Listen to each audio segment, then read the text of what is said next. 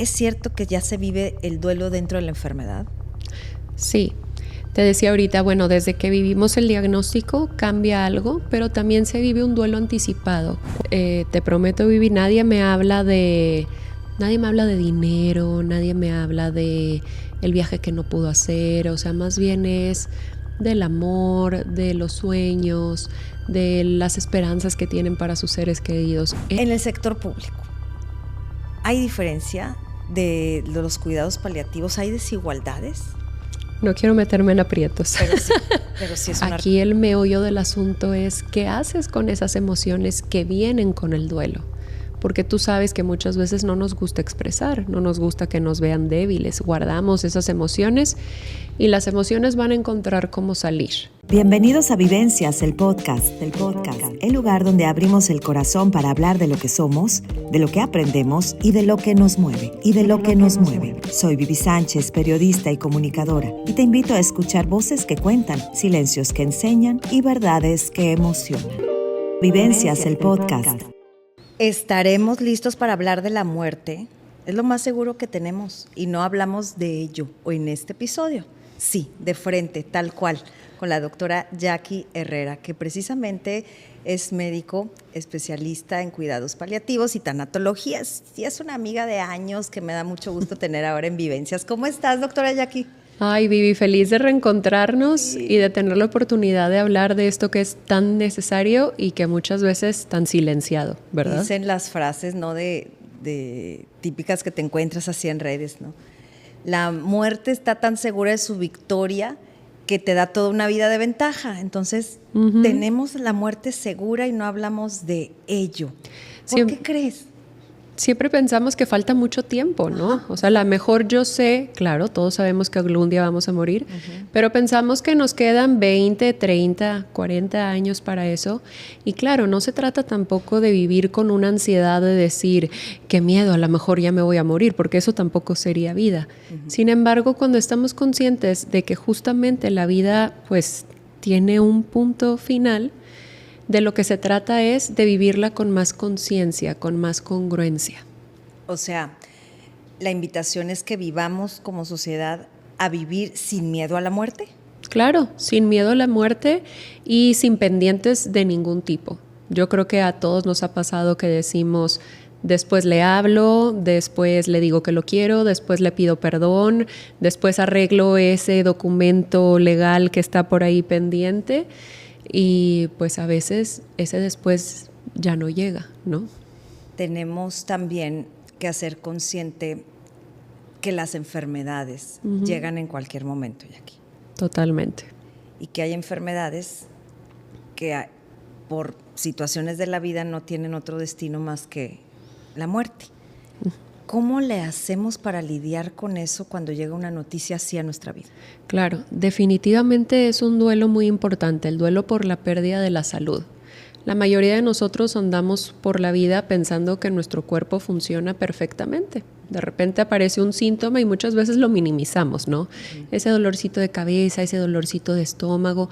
A veces llevamos años arrastrando malos hábitos de alimentación, de sedentarismo, de consumo de alcohol, tabaco, pero de repente, llega esta noticia de algún diagnóstico y sí o sí cambia la vida. La persona se tiene que adaptar, tiene que hacer cambios en sus conductas, hacer cambios a lo mejor en su alimentación, agregar algún medicamento y dependerá pues de qué enfermedad estamos hablando, cómo va a ser la trayectoria de esta enfermedad. Sabemos que hay enfermedades con las que dices, a lo mejor yo sé que de esto no me voy a morir, pero pues voy a vivir 20, 30 años diferente a como yo venía conociendo mi vida.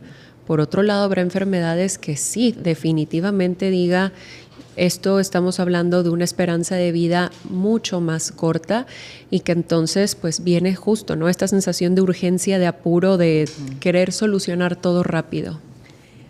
Y para las familias de la persona que es diagnosticada con una enfermedad terminal, ¿también implica este mismo proceso? Claro, igual, dependiendo de qué estemos hablando, vamos a decir, por ejemplo, una demencia, que sabemos que una persona puede vivir con, por ejemplo, Alzheimer mucho tiempo, pero ves por ahí o sea, ahí está tu ser querido, sin embargo, poco a poco se va apagando, poco a poco va perdiendo sus funciones, ya no te conoce, ya no tiene la misma personalidad y demás. Cuando hablamos de otro tipo de enfermedades, por ejemplo, algún tipo de cáncer, que pues el proceso también es complicado por los tratamientos, efectos secundarios, el recurso económico que se tiene que pues invertir para esos tratamientos, claro que la familia también es parte importante de estos procesos. Si llega la noticia de que estás en una etapa terminal de esa enfermedad diagnosticada y que los doctores te dan tantos meses de vida, ¿qué sucede? ¿Estamos deseando vivir los últimos días al máximo, como tú puedes tener experiencia? ¿O emocionalmente esa noticia ya me mató antes? Yo creo que depende mucho de la personalidad, ¿no? Y depende mucho de cómo ha vivido la enfermedad y de qué tanto se han controlado sus síntomas. Cuando nosotros vemos personas, por ejemplo, que viven su enfermedad con mucho dolor, por supuesto que dirán, ya lo que quiero es que esto termine. Pero a lo mejor estamos hablando de una enfermedad crónica donde el control de síntomas se ha dado de una manera adecuada, pues entonces están dispuestos a darle para adelante el tiempo que la vida les permita. Okay. Entonces, esto es personal, esto no es una regla ni una fórmula de cómo los pasos, ¿no?, para salir adelante con un diagnóstico así.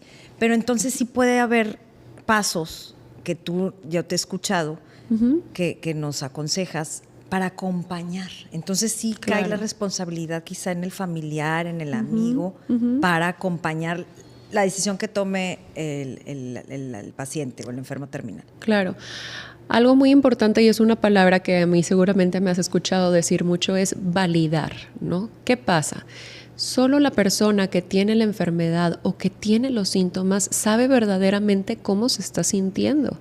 Entonces, a lo mejor yo en este día te estoy hablando de que ya estoy harto, que estoy cansado, que ya no quiero seguir. ¿Y qué pasa con las personas alrededor? Por supuesto que esto les duele, pero muchas veces pueden decir, no hables así, mira, échale ganas, vamos a buscar otra opción y demás. Y aunque son frases que suenan bonito y que están con la mejor intención, que es dar ánimo, pues si pensamos en esto, que solo el paciente es quien sabe verdaderamente cómo se siente, tendríamos que preguntarnos si de verdad podemos o sería adecuado decir esto. Lo mejor siempre será acompañar a un paciente, te digo, validando. ¿Qué quiere decir eso? Más bien, en lugar de decir estas frases, decir, lamento mucho que te sientas así, ¿quieres platicarme un poquito más de cómo te sientes? ¿Qué puedo hacer ahorita para que te sientas mejor? Y yo sé que esto viene desde una necesidad profunda de nosotros de querer solucionar lo que nuestro ser querido está sufriendo. Pero será mucho más sanador, o la persona que vive con la enfermedad se va a seguir sintiendo con la confianza de seguir hablando de cómo se siente cuando la persona que está al lado justamente le da este tipo de respuestas. Claro, a veces queremos adornar o bajar un poquito el modo de dolor que trae con estas frases que están pues muy utilizadas por todos. Entonces, ¿sí hay así realmente un qué decir y qué no decir? Sí, bueno, lo que no sería muy adecuado decir sería, te digo, como este invalidar o buscar soluciones mágicas. Tú sabes que muchas veces cuando estamos en un proceso de enfermedad hay 1000 personas que nos van a decir, mi tía tomó esto y se sintió mejor, o tú lo que necesitas es ir a este ritual de sanación o tomarte tal cosa. A veces las personas que viven con la enfermedad están muy cansadas y les imponemos una carga extra, porque claro que no quieren quedar mal con nosotros, entonces aceptan muchas veces todos estos tratamientos alternativos, por decirles de alguna forma, que muchas veces podemos decir son naturales, pero eso también conlleva un riesgo para la persona. Muchas veces no sabemos muy bien ni de qué están hechos o en qué concentración, y si estamos hablando de una persona que de por sí ya está en un estado vulnerable, en el que a lo mejor no puede metabolizar muy bien estas sustancias, pues no sabemos si en lugar de ayudarle le termina perjudicando más. Y que se creerán, me refiero que puede haber una solución mágica. Claro. Que también manejas emociones entonces y das esperanzas quizá. Es algo también que hay que tratar con mucha delicadeza. O sea, las personas, los pacientes y las familias siempre necesitan una esperanza, Sí. pero hay que tratar de que esa esperanza sea real. Llega un punto, muchas veces en las enfermedades, en la que mi esperanza a lo mejor ya no es que te vas a curar, pero la esperanza es que no vas a tener dolor, que no vas a estar solo, que vas a poder dormir bien, que tu médico va a estar contigo en todo momento. Y esa es la promesa justamente de los cuidados paliativos. Es este cambio de chip donde dices, si yo ya no te puedo curar, te prometo que vas a estar lo mejor posible el tiempo que la vida te permita estarlo. Que esa es la función y esa es la esencia de los cuidados paliativos, ¿verdad? El brindar momentos, instantes, la calidad de vida que merece cualquier persona. Claro. En los hospitales, Jackie, ¿están ya estas medidas implementadas en todos los hospitales del país? Sí, desde el 2014 hay una norma oficial mexicana que rige los cuidados paliativos. Entonces, esto es algo importante y por eso me da mucho gusto poder estar aquí hoy, porque hay muchas personas que no saben que esto existe. Entonces es importante saber que todos los mexicanos tenemos derecho a exigir cuidados paliativos.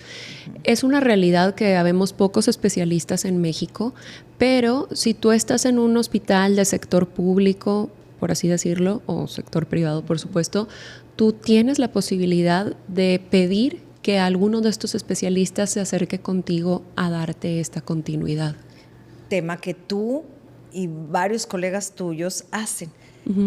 ¿Qué te encuentras, Jackie, cuando sabes que el paciente del piso de cáncer está pidiendo que platicar contigo? ¿Cuál es el protocolo a seguir? Nosotros en cuidados paliativos hay una escala de síntomas que nosotros tenemos que revisar. Síntomas, por supuesto, dolor, falta de aire, náusea, vómito, estreñimiento, dificultad para respirar, tos, boca seca y, bueno, por supuesto también toda la parte familiar y toda la parte espiritual y psicológica también lo vemos en cuidados paliativos. ¿Qué pasa? Que muchas veces pues hay como diferentes situaciones dependiendo de la dinámica de las familias.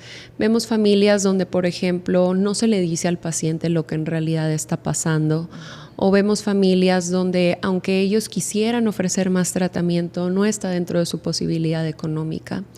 Vemos personas que tienen miedo a los tratamientos porque han escuchado cosas que a lo mejor no son del todo ciertas acerca de medicamentos, por ejemplo, para tratar el dolor que es muy fuerte. Entonces, sí creo que hay una gran desinformación alrededor de este tema. Y lo más delicado de todo esto es que estamos hablando de uno de los puntos más vulnerables de la vida de una persona. O sea, no estamos hablando de una enfermedad nunca, ¿no? No estamos hablando de una enfermedad de la que la persona se va a recuperar. O sea, no es algo de un proceso de una semanita, es algo de lo que vienen años cargando con estas enfermedades. Entonces, el paciente debe de conocer ese derecho, pero si no está en condición en su momento por el dolor físico y por los medicamentos, el familiar debe exigirlos para él. Todos los hospitales de México, por ley, lo dice la doctora Jackie, pero ¿qué incluye, por así, si me permites el término, o qué acompañamiento, cómo abrazan, si son estos medicamentos que les pueden administrar para quitar dolor, si son estas pláticas, si es la espiritualidad, ¿qué más hacer? Dependiendo de cada hospital hay diferentes tipos de programas. Si nosotros nos fijamos, o sea, si fuéramos como académicos, ¿cuál es la definición de cuidados paliativos? Es la atención integral holística de personas que viven con enfermedades crónicas y particularmente en la etapa final de la vida. Y que cuando hablamos de holística no estamos hablando como de algo así espiritual o así, no, Holístico lo que quiere decir es que ve la parte justo, la física, la emocional, la espiritual y la familiar de las personas. Y algo muy importante, nosotros decimos en cuidados paliativos que tenemos dos pacientes, la persona que vive con la enfermedad, pero también la persona que está al lado. quienes son cuidadores de una persona que vive con una enfermedad crónica sabemos que es mucho más probable que tengan depresión, ansiedad, insomnio, porque por supuesto que para ellos también su vida cambió. Sabemos que estos cuidadores muchas veces son personas que ven truncados sus sueños, su desarrollo profesional, incluso su vida familiar, porque dejan de hacer todo lo que tenían planeado en su vida para dedicarse por completo a estas personas. Antes pensábamos que morir de esta manera era un privilegio o era nada más para algunos. Por eso está Jackie, aquí insistimos, porque tenemos el derecho de contar con estos apoyos, con este acompañamiento. Jackie, ahora, otro gran tema que yo lo platiqué aquí, cuando en las redes sociales, antes de platicar aquí contigo, puse algunas preguntas para que nos hicieran.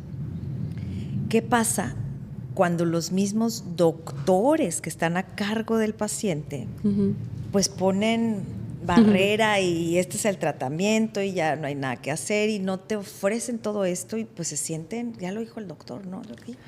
Claro, y es cierto, ¿verdad? Todavía nos topamos con algunos colegas que piensan que quizás esto no es lo más adecuado, que a mí me lo han dicho incluso compañeros, ¿no? Como, bueno, a ver, yo fui educado para salvar vidas o este tipo de discursos, ¿no?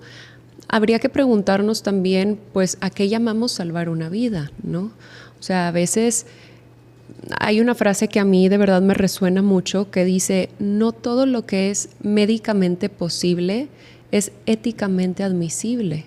O sea, llega un punto en el que, claro, yo te puedo seguir colgando sueros, yo te puedo volver a meter a quirófano, yo puedo hacer muchas cosas, pero viéndolo objetivamente, ¿verdaderamente esa persona se va a curar? ¿Verdaderamente va a hacer algo, va a hacer una diferencia en su calidad de vida? Entonces, pues es justamente a veces decir, ¿cuándo vamos a parar? ¿No? ¿Cuándo vamos a cambiar ese switch a decir, ya no vamos a hacer todo esto invasivo para que esta persona esté mejor? Estamos, pues claro, mis compañeros que también se dedican a esta especialidad, pues poco a poco luchando por, como dice una compañera, paliativizar, aunque no sea una palabra que exista verdaderamente. Pero es argot, sin duda. Exacto, o sea, empezar a que las otras personas se familiaricen con estos términos, se familiaricen con estos tratamientos y que en otras partes del mundo esto ya está sumamente estandarizado. O sea, hay protocolos para muchísimas cosas que aquí todavía nos falta, por supuesto, tiempo para llegar a eso. Entonces, está en el paciente mismo, está en la familia misma, la verdad de exigirlo, la verdad de sí darle la oportunidad que lo vivan, porque a lo mejor ya están con este tema del tratamiento nuevo y de otra cirugía y de un medicamento nuevo, que en realidad no están viviendo, Jackie. Mira, te platico un caso así brevemente. Una persona entra a una cirugía, en la cirugía cae en paro, estuvo en paro 30 minutos. Yo creo que la mayoría de las personas que estén escuchando este episodio sabemos que a partir de, o sea, pensar 30 minutos en paro, pues cuánto tiempo estuvo este cerebro sin oxígeno, ¿no? Finalmente él fallece, continúa con vida, pero no hay un estado de conciencia adecuado. Ahora, ¿qué hacemos con esa persona?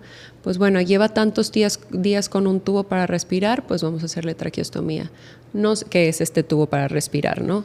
No se puede alimentar por sí mismo, bueno, vamos a ponerle un tubo para que se alimente directo al estómago.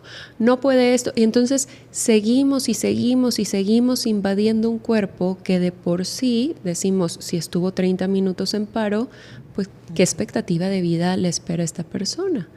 Entonces, a eso es a lo que vamos, ¿no? O sea, sí tendríamos que hacer un examen de conciencia verdaderamente y entramos a todo un tema de ética y bioética acerca de qué es calidad de vida, qué es dignidad, hasta dónde podemos nosotros también como médicos llegar a pesar de que humanamente podamos hacer cosas. Entonces, esta reflexión también le va a caer mucho en 20 a los médicos especialistas, ¿no? De ciertas afecciones, de que cuidar también significa entonces soltar. Claro. que es difícil, pero Claro. es lo que me estás diciendo. A ver, ¿hasta dónde? Significa decirle la verdad a tu paciente, significa que tenga toda la información que necesita para tomar las mejores decisiones y significa trabajar en equipo.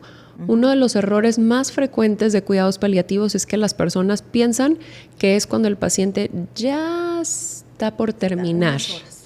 Y no, o sea, nosotros decimos, yo puedo trabajar junto con el cardiólogo, con el neurólogo, con el oncólogo, porque a pesar de que este paciente todavía está recibiendo un tratamiento, yo le puedo ayudar con la parte psicológica, le puedo ayudar con el manejo de algunos síntomas. Entonces sí nos falta mucho, quizás, aprender a trabajar un poquito más en equipo. ¿Te ha tocado algún paciente, algún caso, una historia que hayas vivido de cerca, que ese cuidado paliativo le haya hecho tan bien o tanto bien que sus emociones están mejor y como esas emociones están mejor, están respondiendo mejor a un tratamiento y pudieran alargar con calidad de vida sus días? Esa es la historia de la mayoría de los casos. ¿En serio? Claro, porque si tú no tienes dolor, si tú no tienes náusea, vómito, insomnio, el día que vas a la quimioterapia vas en mejores condiciones a que si sí lo tienes. Si tienes con quién hablar de lo que te está pasando, si tu familia también tiene con quién hablar. O sea, la verdad es que sí, la promesa de los cuidados paliativos es una promesa muy bonita porque afortunadamente vemos que sí es así y que incluso cuando ya estamos hablando de etapa final de la vida, vemos que los pacientes no terminan con miedo, no terminan con angustia, logran despedirse de sus seres queridos, ponen sus cosas en orden, pero de ahí la importancia de empezar esto con tiempo y de hablar siempre con la verdad. Claro, porque ese es otro mito, que los cuidados paliativos ya es para quien se rindió y la familia incluso hasta le cuesta mandar a su paciente a cuidados paliativos. Esto no es rendirse. Para nada. Al contrario, es qué bueno que lo estás haciendo porque le estás dando lo mejor a tu ser querido. Entonces, el momento inicial del cuidado paliativo es ya, cuando ingresas. El ideal sería desde el momento en que te diagnostican una enfermedad crónica, que tú sabes que va a haber cierto deterioro, ahí empezar a ver al paliativista. Y a lo mejor dices, al principio te voy a ver una vez al año o una vez cada 6 meses, porque ahorita pues estás muy bien. Pero también es importante ir haciendo como ese enlace, ¿no? No es lo mismo cuando a mí me hablan, cuando a una persona le quedan 2 semanas de vida y qué tanto puedo yo trabajar con él y su familia, a cuando hay un vínculo terapéutico y entonces hay una confianza y hay pues como, no sé, todo fluye mucho más bonito. Y en comparación a años anteriores, sí hay avance ya aquí en la sociedad, en nosotros, para ver los cuidados paliativos así, con ese sentido, con esa esencia tan bonita por la que nacen. Yo creo que sí. Yo creo que cada vez más pasa que conoces a alguien que recibió cuidados paliativos y le fue muy bien y dices, ay, yo también quiero esto. O incluso dentro de estas familias, luego es una conversación entre ellos, ¿no? Oye, si a mí esto me sucediera, ¿qué quisiera yo para mí? Y entérense los demás. O sea, creo que esto sí es un trabajo que se va haciendo como una cadenita donde todos los días estamos construyendo un poquito más acerca de esto. También tú con tu experiencia, y a veces así mejor nos caen los 20s, cuando describimos el error que puedo cometer en esta etapa. ¿Algún error claro que tú veas esto no le ayuda al paciente terminal?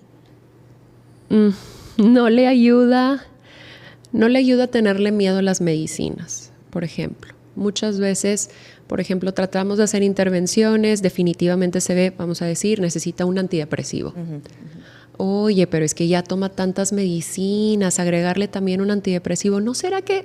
O lo recetas y luego hablo con ellos y pues le indiqué una tableta y le dieron la mitad o cosas así. O sea, como también esta parte de como no confiar completamente, igual con los analgésicos potentes, ¿no?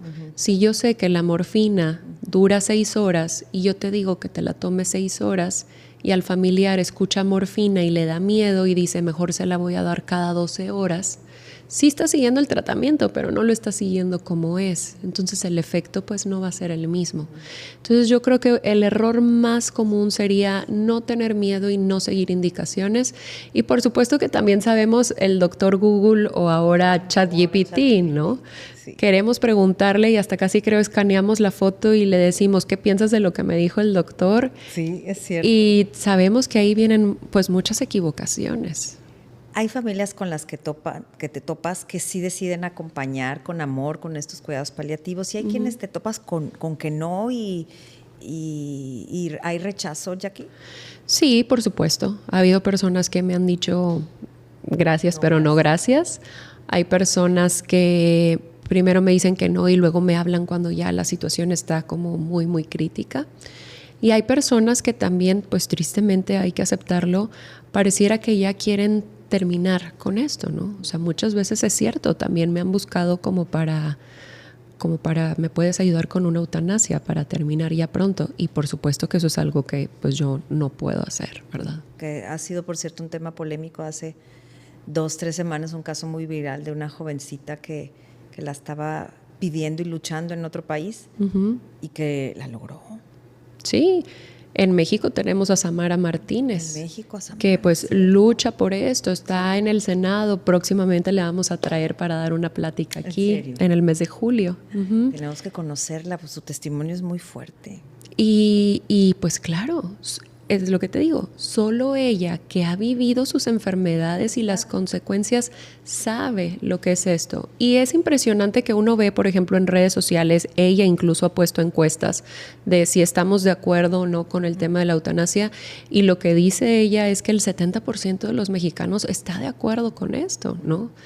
Entonces, ¿qué es lo que nos está deteniendo? Si incluso ya dentro de Latinoamérica tenemos países en Sudamérica donde esto ya está despenalizado. Está despenalizado. Entonces, pues bueno.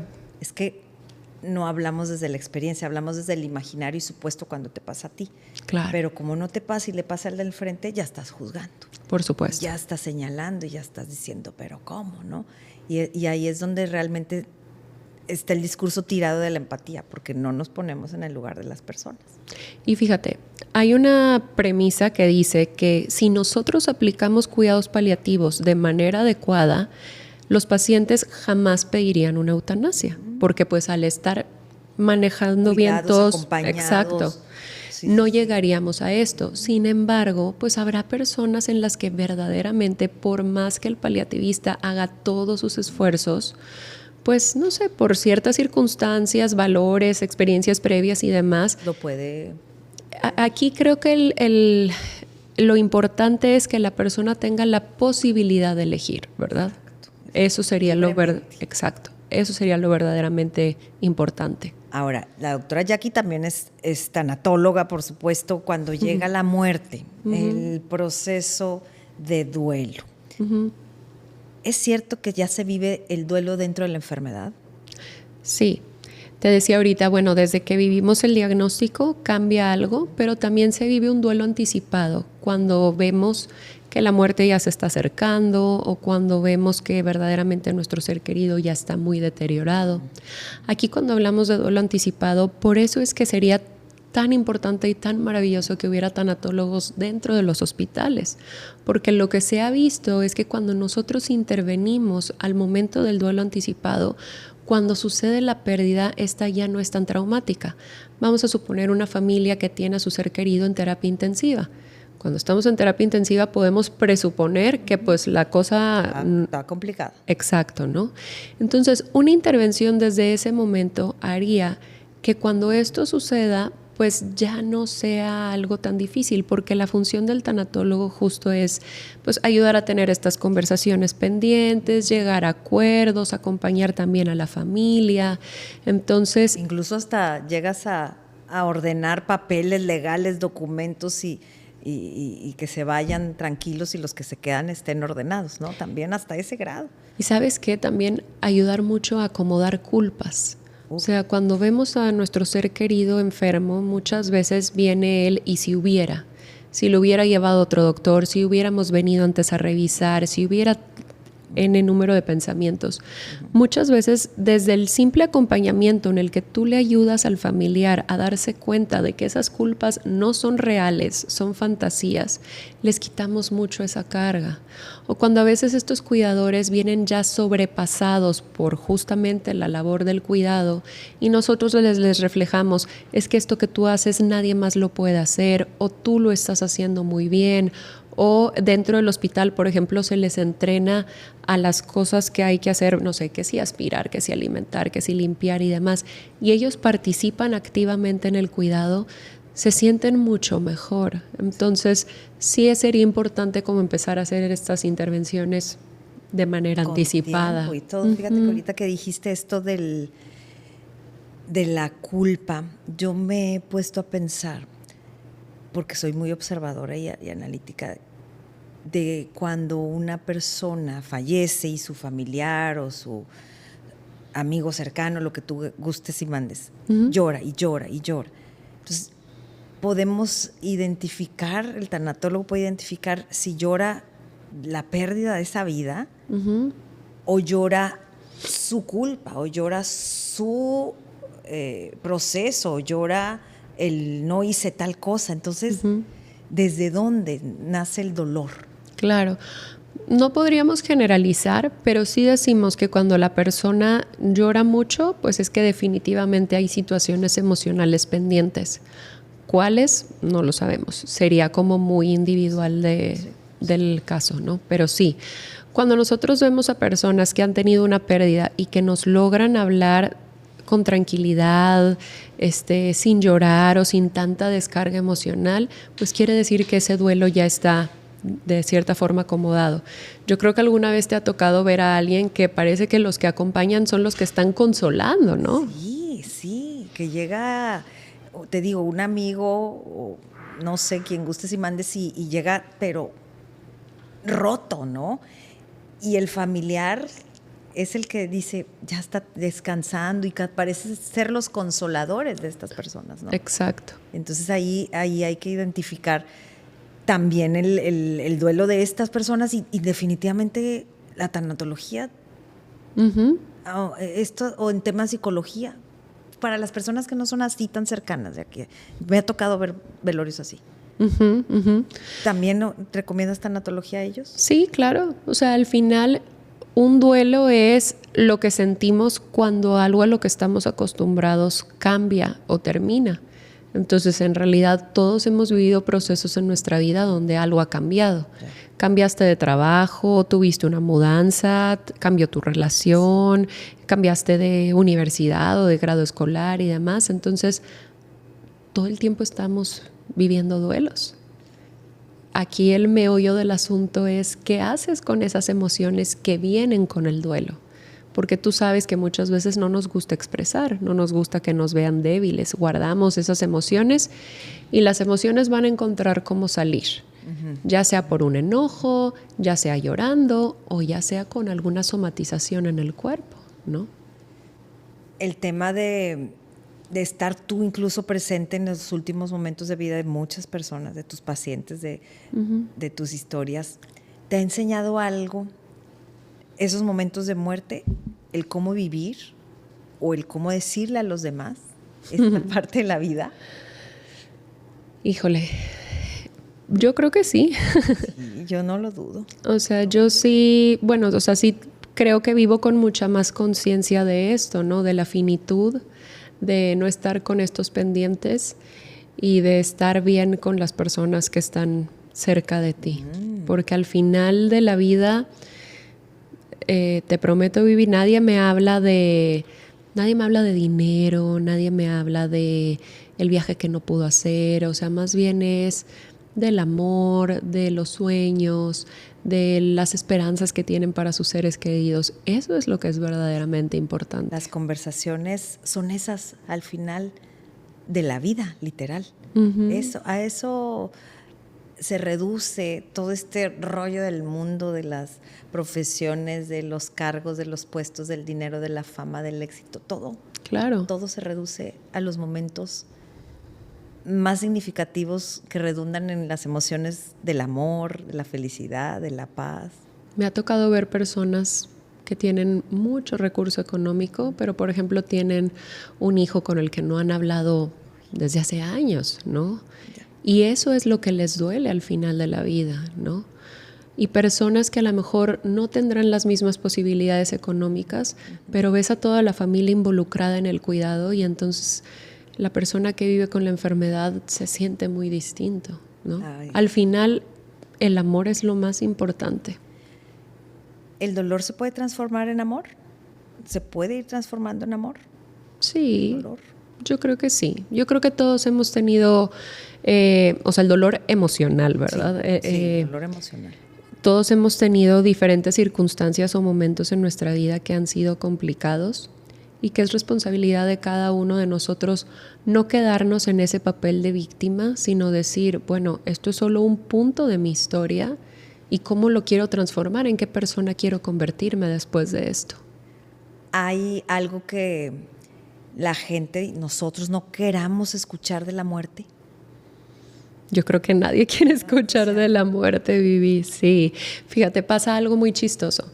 Yo trato de ser relativamente activa en redes sociales, ¿no? Y de repente, por ejemplo, me escribe alguien como, doctora, su contenido es tan importante como, ¿por qué no tiene más comentarios? Y yo siempre digo, claro, estamos viendo cómo no envejecer o la crema antiarrugas y luego salgo yo diciendo, estas son las 5 cosas que tiene que ver con la muerte y por supuesto que la gente dice, no, lo que sigue, ¿no? No queremos escuchar acerca de la muerte. Sin embargo, pues bueno, sí creo que cada vez somos más los que empezamos a hablar de estas cosas o tomar esta conciencia.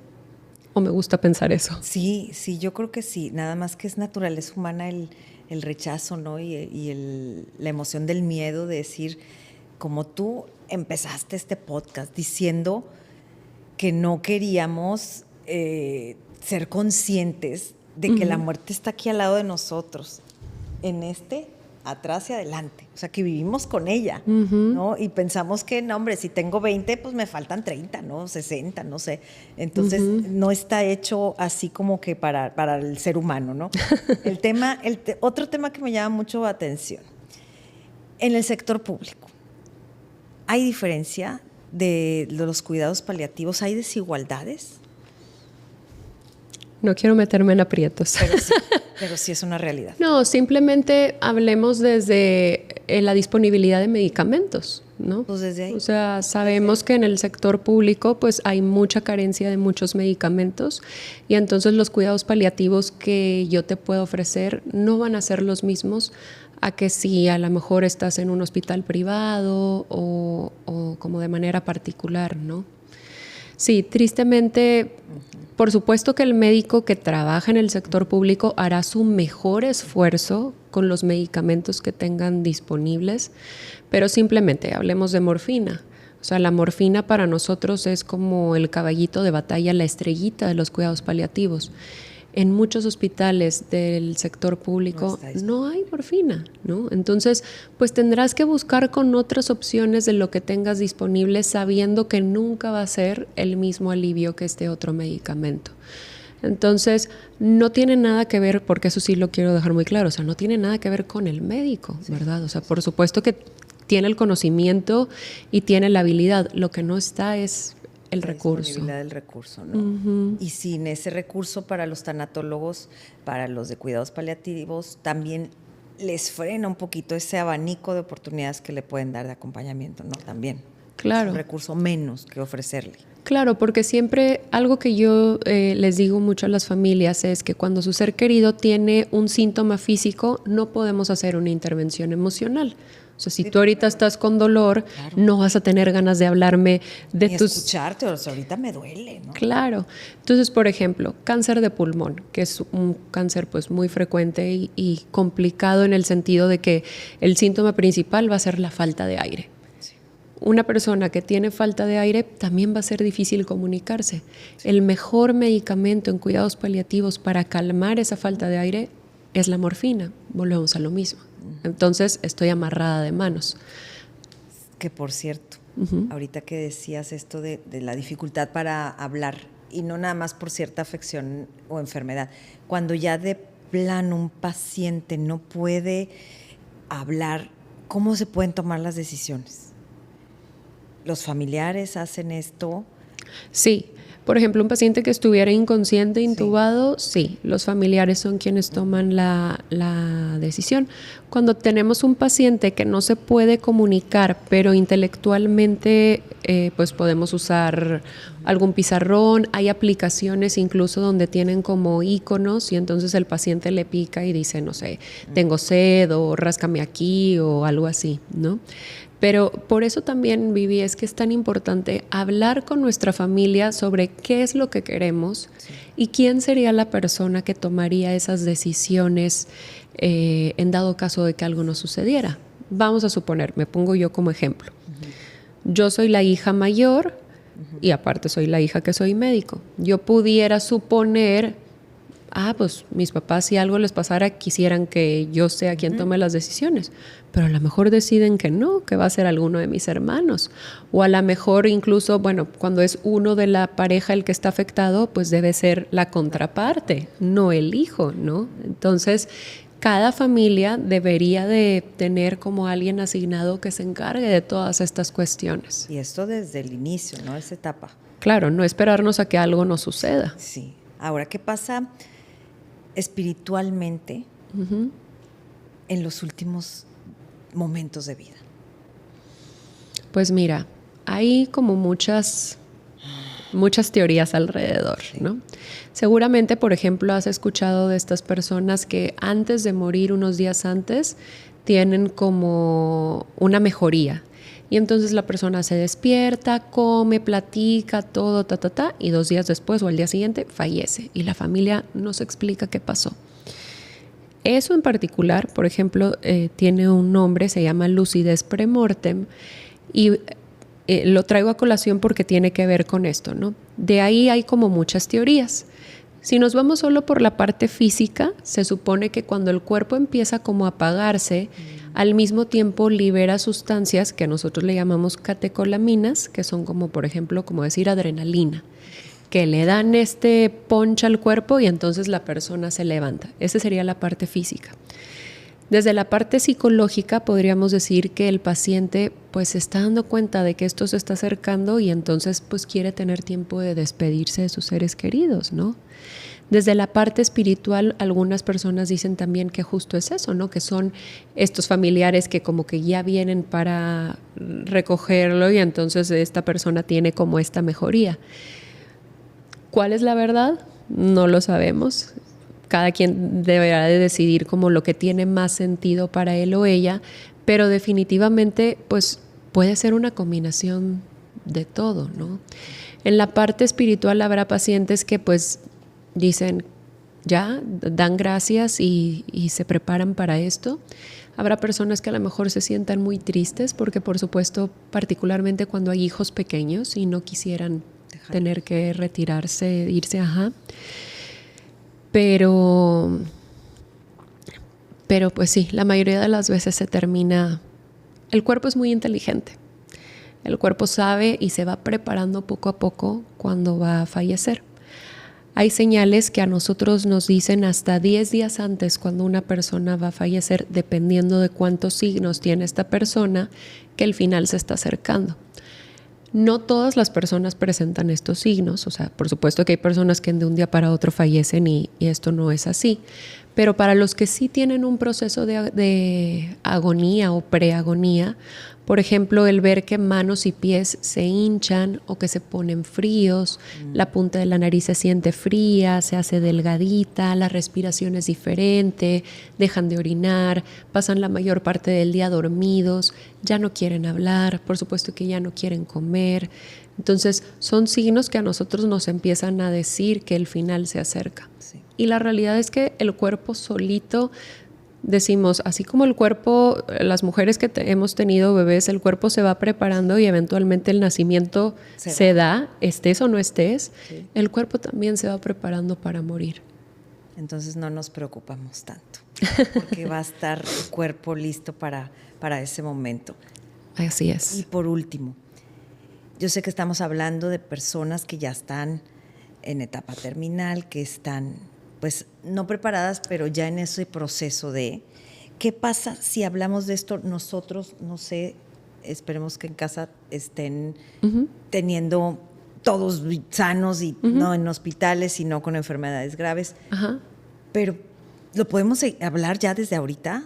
Por favor, hablemoslo ya desde ahorita, ¿no? O sea, no nos esperemos. ¿Con qué empezaríamos en la familia? Por ejemplo, si yo soy la hija y tengo dudas acerca de qué quieren mis papás y demás, decirlo como quisiera que tengamos esta conversación para yo tener claro qué es lo que ustedes quieren y que no me quede con ninguna duda en el proceso. Incluso yo siempre les digo, es el regalo más grande que se pueden dar los unos a los otros, porque muchas veces nos quedamos con esa duda. Hicimos lo correcto, a mi papá le hubiera gustado que hiciéramos esto, debimos de haber hecho esto otro. Entonces, incluso pedirles permiso de hacer anotaciones de lo que nos digan en ese momento, porque pues claro, se nos puede olvidar, ¿no? Claro. Tener una carpetita de nuestros documentos, o sea, tener una hoja donde tú pongas tus contraseñas de internet, tu NIP del banco, si tienes alguna póliza de seguros, INE, todo, o sea, tratar de facilitarle las cosas a las personas, porque cuando esto sucede, pues andamos luego para todos lados haciendo trámites y batallando y buscando y desempolvando el archivo, buscando los documentos, ¿no? Que cuando llegue esa pregunta, y aquí hay quien dice, no, ni hablen de eso, no, ya, cambiemos de tema. No eches la sal. ¿Verdad? No eches la sal, no hablemos de eso. Entonces, como que esa evasión es no querer tocarlo, es el miedo, pero háganlo. Algún miembro de la familia, por favor, manténganse firme y platíquenlo. Y decirlo, o sea, esto no es ni porque lo esté deseando, ni porque esté pensando que ya va a suceder, es porque quiero tener la tranquilidad de hacer bien las cosas. Sí, ¿no? sí. Y siempre acompañémonos de verdad de los expertos. La doctora Jackie, aparte de estar ahorita estás en el hospital Zambrano, en los cuidados paliativos, pero aparte, pues como tanatóloga, como acompañamiento del dolor y de cómo superar se puede al final del día vivir con el dolor, darle un sentido al sufrimiento en la tanatología. Claro, Vivi. Yo creo que todos hemos conocido a alguien que ha tenido una pérdida y ha logrado transformarlo y sigue siendo feliz. Y por supuesto, siempre vas a extrañar a tu ser querido, siempre vas a desear que ojalá estuviera aquí compartiendo esto conmigo, pero que esta pérdida no trunque por completo tu vida. La reflexión del buen morir para la doctora Jackie Herrera, ¿cuál sería? Vivamos con congruencia, vivamos sin pendientes y confiemos en que todo debe de suceder de manera ordenada cuando tenga que suceder. Eso es bonito, eso es paz. Esto que acabas de decir da paz. Y así grabémoslo, porque tarde o temprano lo estaremos viviendo, lo estaremos experimentando. No sabemos cuándo, que es lo peor, porque luego la gente quiere fecha y hora, ¿no? Pero no sabemos cuánto, por eso estemos preparados. Así es. Consultas personalmente. En línea también. Entonces, por favor, búsquenla. Ha estado apareciendo el dato aquí de la doctora Jackie, sus redes sociales. Y para mí ha sido un gusto platicar contigo de nuevo, así directas las cosas como son. Escuchen el episodio completo y compártanlo, porque yo sé que te hizo clic. Gracias. Sí, hay muchas personas que necesitan escuchar esto. Entonces, si hubo algo de esta conversación que se sintió así en nuestro pechito, mándaselo a esa persona que necesita escucharlo también. Sin duda, compártelo por favor y gracias de nuevo. Gracias a ti, gracias. A la próxima, nos vemos.